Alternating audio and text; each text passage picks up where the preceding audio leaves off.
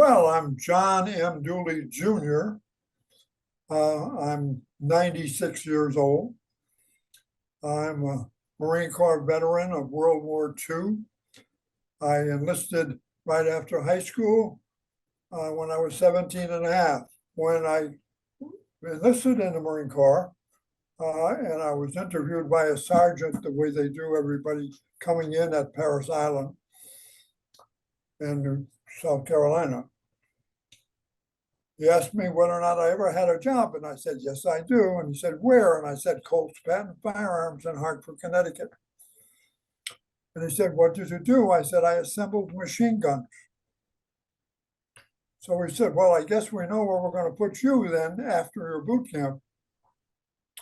And true to what he said, after I put in the 6 weeks of boot camp, I was transferred to Camp Lejeune in North Carolina and assigned to machine guns. So I got the training for ground mount, water cooled, air cooled, anti-aircraft, all that. For the short time that I was in Camp Lejeune, they sent me then to Camp Pendleton in California, where I spent most of the time in anti-aircraft. You know, in those days, the war was on and they were rushing everybody to get into the Pacific as quickly as they could. And while I was at Camp Pendleton, they attacked Iwo Jima, of course. I was assigned to the 3rd Marine Division at that time because they were backups to the 4th and the 5th, which had actually made the attack on Iwo Jima. We were in the 3rd Division and we were a floating reserve. And I never really got a chance to get that close to that island at all. I was just one of thousands of backup soldiers at the time. And when Iwo Jima was secured after 45 days, we ended up on Guam, which was in the process of being secured. And I was assigned to the 12th Marine Artillery as an anti-aircraft gunner. I was in the artillery, of course, so I never got into the bayonet thing and the kamikaze attacks that the other Marines had to face. Generally, whenever there was a banzai attack or something like that, it was our guns that blocked and stopped the attack by lowering the level and shooting it straight into their faces.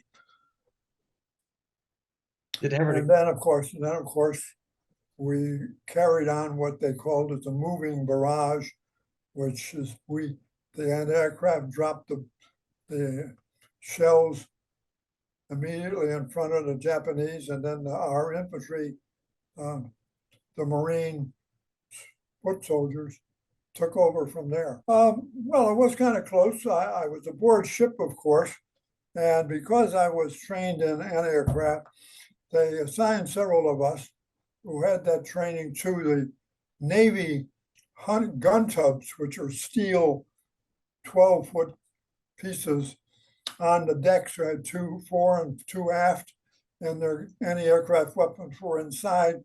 And though we were trained in it, the Navy did the shooting, and we just kept them supplied with the ammunition in the gun tubs.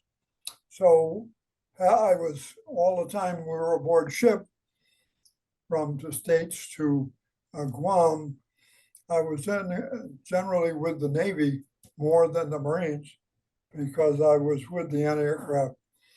And when we got to Guam, we were there about 15 minutes, and we did have an air raid, and our destroyers were running up and down the harbor, pumping black smoke into the air to give us a camouflage, so that we couldn't see much of our targets, and we just put up a field of fire.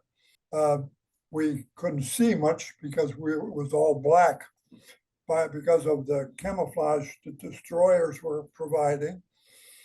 But it's not anything I would like to do for dinner. No, we were assigned to a particular area on Guam, and we set up our tents and all that sort of thing, and regular artillery um, organization. Guam is quite a large island, and there was a lot of mountains there and caves. And the American infantry, Marine infantry, they were constantly busy cleaning out the caves and that sort of thing, but I didn't have anything to do with it unless they required artillery support. So how long did it take for the Japanese to surrender at Guam? They never did. They were always there, even right after we secured the island, but they were sneaking into our mess lines because they were starving, and most of the time they just wanted to get home as quickly as possible. And then, of course, on the adjacent island, they set up the atomic bomb flights, and we never got anywhere near them, of course, because we were on a separate island. But that's where the flights took off from to bomb the Japanese home islands. They had a big airfield there, which they improved, and then the big ships and airplanes that were going to carry the atomic bomb were preparing themselves there. And this was early in 1945. Or VJ Day was on the TV for us because the Japanese had surrendered, and we were reading Japanese translation books because they thought we were going to be having to move into the home islands. So we got a little bit of training on the Japanese home island and that sort of thing. But by the time the atomic bomb finished what it was doing, we got very little enemy action. I was transferred to the 1st Marine Division, and instead of going into the home islands of Japan, I went into China. So this was right after World War II. So what was China like? Because they were in the middle of a civil war. Well, right after the surrender, which was in October of 45, September and October, we were moved into China to repatriate the Japanese, disarm them and repatriate them. We sent them back on boats to Sasebo, Japan, so that they could go home. And then, after that was done, which took about 6 months, I was chosen for the headquarters company of the 1st Marine Division, one of the headquarters companies, and trained to be a radioman, and sent 90 miles north to our embassy, or what used to be our embassy. The Japanese had stripped it. But the CBs that came with us worked about 3 months and put us back together again. And while I was there, I was a radio man in a jeep with a sergeant major. No, we met the British, of course, and we knew the French were there, but never had a chance to meet them, even though their embassy was on the same street, Legation Row, they called it. The British were immediately next to us, and the French were down next to them, and then the Italians after that. The Chinese nationalists were generally on the outskirts, but they weren't really in the inside of Peiping. Most of that was British soldiers, American, and the French. And the Chiang Kai-shek's nationalist army were formerly in charge of the place, of course, but most of the time we didn't see much of them. Nationalists were fighting Mao Zedong on the outskirts, which was maybe 20, 30 miles away. So we didn't have any military operations. Our major job in the embassy was keeping the ambassador happy and communicating with San Francisco by radio. That was the biggest fun of the day. I was on night shift, and we got the San Francisco, Glenn Miller, and the American bands, and we wired it into the embassy. And as a result of that, when I got off duty, we had pizza at the bakery. One of the trips that I had to take with the sergeant major, we went to the Great Wall. And we were up on the Great Wall when on one side of the wall, the bugles from the Nationalists were blowing bugles. And on the other side of the wall, the Communists were blowing bugles from the Communists.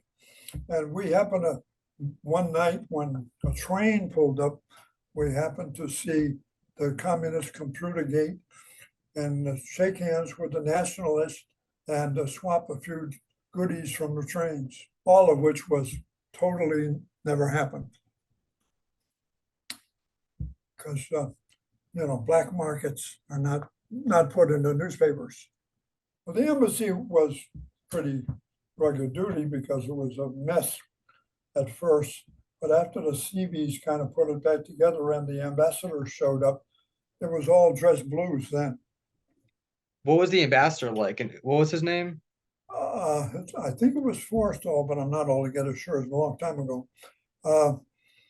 And I don't think he ever said hello. Well, I just kind of remembered that I didn't take advantage of all the things that were available to servicemen then. It was all wine, women, and song. But I realized now that I should have paid more attention because I'd have had an opportunity to see everything in Peiping, which was a lot to see, and also go to one of the French universities. I was there, well, better part of 2 years. Matter of fact, when the Mao Zedong and the Japanese and the communists got so strong, we went to Korea and then to Japan and then back to Honolulu. I'm a writer and I need all the publicity I can get. All right. So let me show you the 2 books that I got on the market right now. There are 5 more that are out of print. These are the ones that I'm pushing. Can you see them? Can you look up just a little bit? Oh, wow. So a dust lady and blue, forever blue. The one with the Statue of Liberty is an immigration thing. I'm taking the position of getting citizenship, which is being held up by the Republicans right at the moment. And the other one is police reform. Both of them are very timely, of course. I'm anxious to get them read as often as possible.